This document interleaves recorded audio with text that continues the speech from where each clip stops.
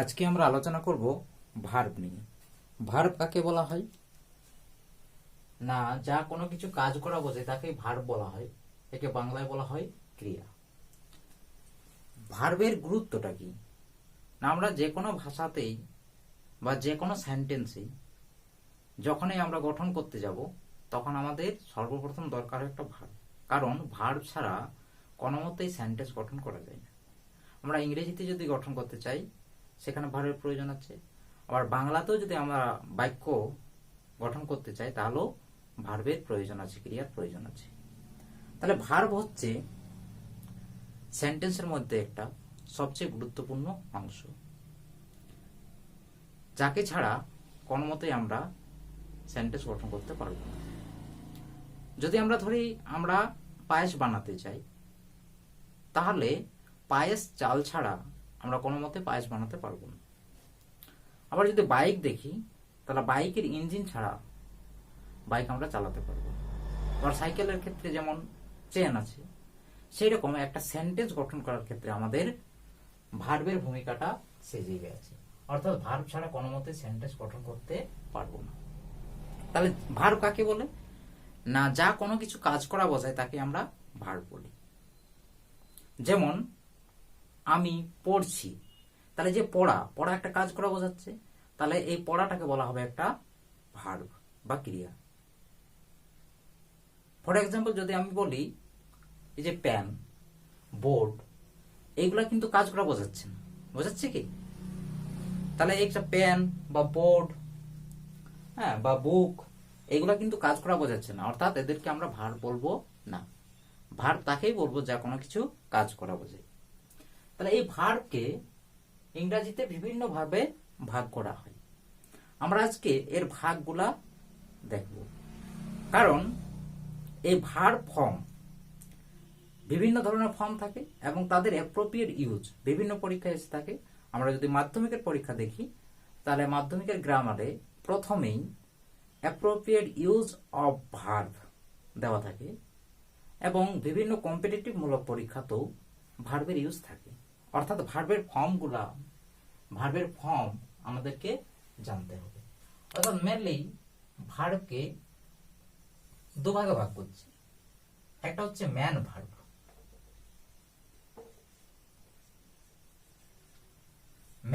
বা principal verb.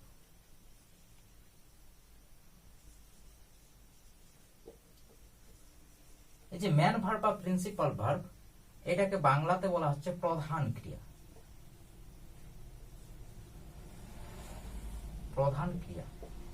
তাহলে একটা ভাগ হলো ম্যান ভার্ব বা প্রিন্সিপাল ভার্ব, যাকে বাংলায় বলা হচ্ছে প্রধান ক্রিয়া। আর একটা ভাগ আছে অক্সিলারি ভার্ব।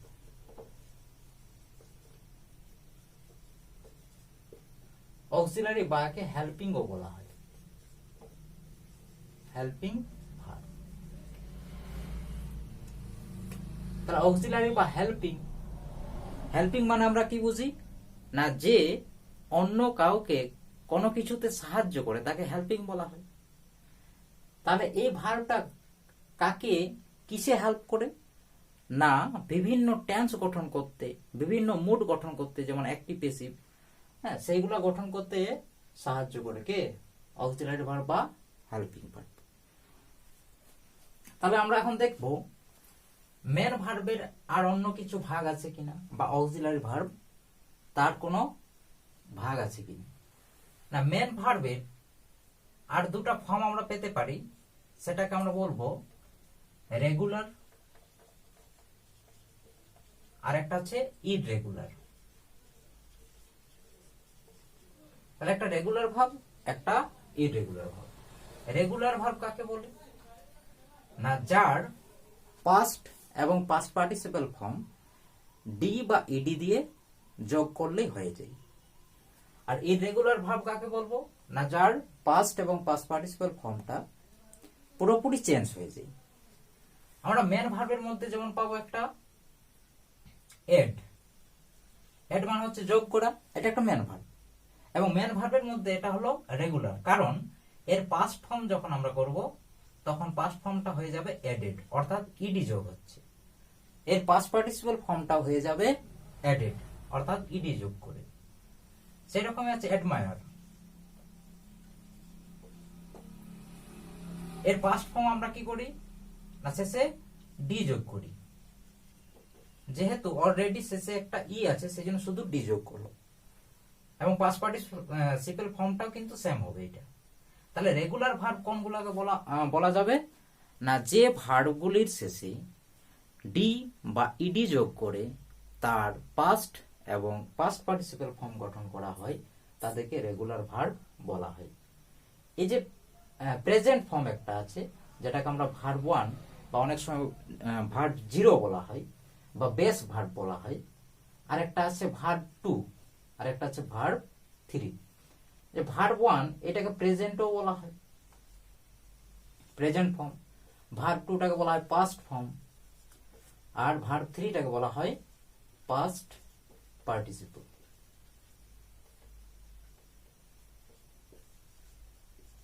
Past participle.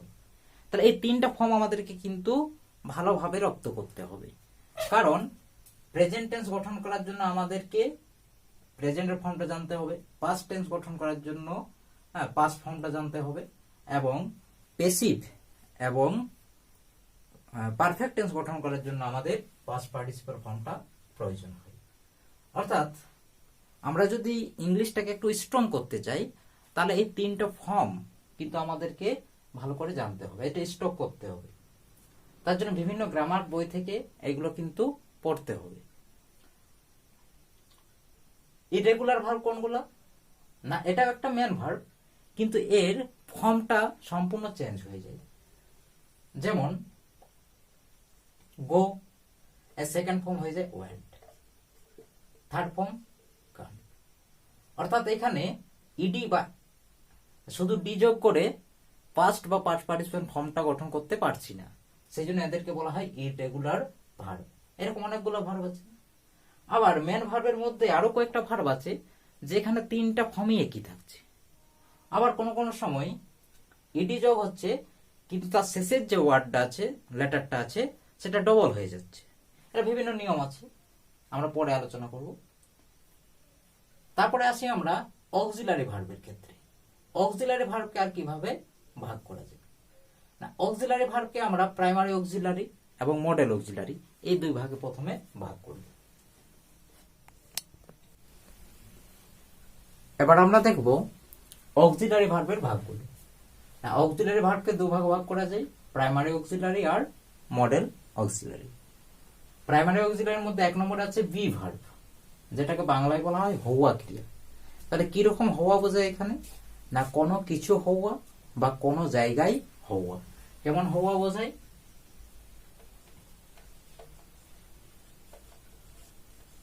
কোনো কিছু হওয়া বা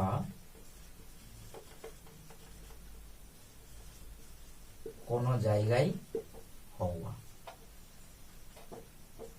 তাহলে এখানে কে কোনো কিছু হবে বা কে কোনো জায়গাতে হবে না, সাবজেক্ট।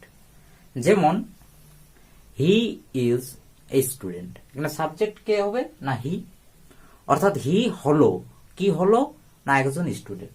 তাহলে কোনো কিছু হলো। হি ইজ ইন কলকাতা, সে কলকাতাতে হয়, অর্থাৎ সে কলকাতাতে আছে। তাহলে এখানে কোনো কিছু হওয়া বা কোনো জায়গায় হওয়া হলো, হি ইজ ইন কলকাতা। তাহলে বি ভার্ব মানে হলো হওয়া ক্রিয়া। এটা প্রেজেন্টে হওয়া বোঝাতে পারে, পাস্টে হওয়া বোঝাতে পারে, বা ফিউচারে হওয়া বোঝাতে পারে।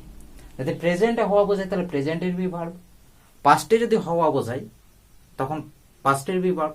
যেমন সে ছিল, তার হওয়া বোঝাচ্ছে কিন্তু টেন্সটা হচ্ছে পাস্ট, সেই জন্য হয়ে গেল সে ছিল।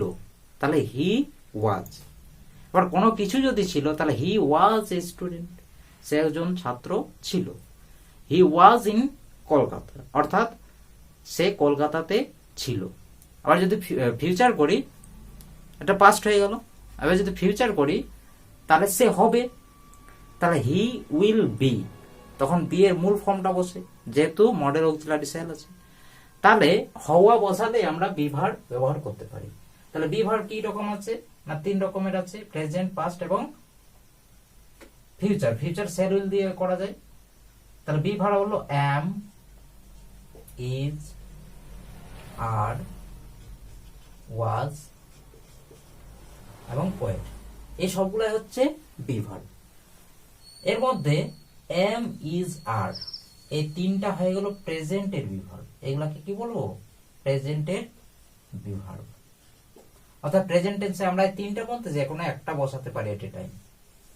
আর ওয়াজ ওয়ের হয়ে গেল পাস্ট, অর্থাৎ পাস্টের বি ভার্ব। তাহলে প্রেজেন্টের বি ভার্ব এম, ইজ, আর এবং পাস্টের বি ভার্ব ওয়াজ ওয়ের। তাহলে প্রেজেন্ট এম, ইজ, আর আছে। তাহলে এমটা কোথায় বসাবো? না সাবজেক্টের জায়গায় যদি আই হয়, অর্থাৎ আই থাকলেই এম বসে। ইজটা কোথায় বসাবো? না ইজটা সিঙ্গুলারের ক্ষেত্রে বসাই। ইজটা হচ্ছে সিঙ্গুলার,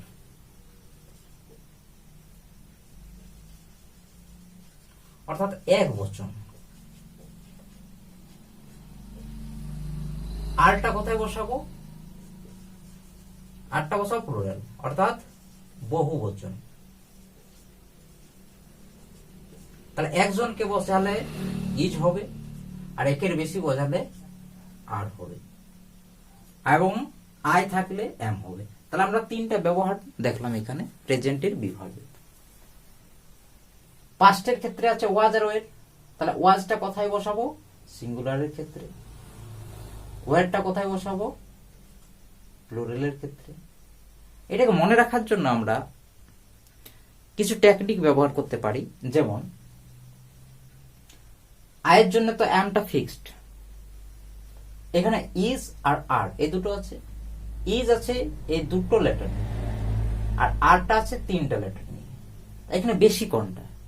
না বেশি হচ্ছে আর, যেহেতু তিনটা লেটার আছে। তাহলে বেশি মানেই কি? প্লুরাল। তাহলে সেই জন্য আরটা হবে প্লুরাল এবং ইজটা হবে সিঙ্গুলার। সেইভাবে যদি আমি এইটাকে দেখি, তাহলে ওয়াজ তিনটা লেটার আছে, ওয়ের চারটা লেটার আছে। তাহলে বেশি কোনটা? ওয়ের। তাহলে বেশিটা প্লুরালের ক্ষেত্রে বসবে, তাহলে ওয়ারটা হয়ে যাবে প্লুরাল, আর ওয়াজটা হবে সিঙ্গুলার, এক বচন। অর্থাৎ বি ভার্বের ইউজগুলো আমরা জানলাম, এগুলো মনে রাখতে হবে। এবং যদি এইটাকে ফিউচার করি, তো ফিউচারের ক্ষেত্রে আমরা কি বসাই? না সেল আর উইল। ফিউচার যে কোনো টেন্সকে আমরা ফিউচার করার জন্য সেল আর উইল বসাই। সেলটা কখন বসাবো? না সাবজেক্টের জায়গায় যদি আই আর উই হয়, আর বাকি সব ক্ষেত্রে উইল বসবে।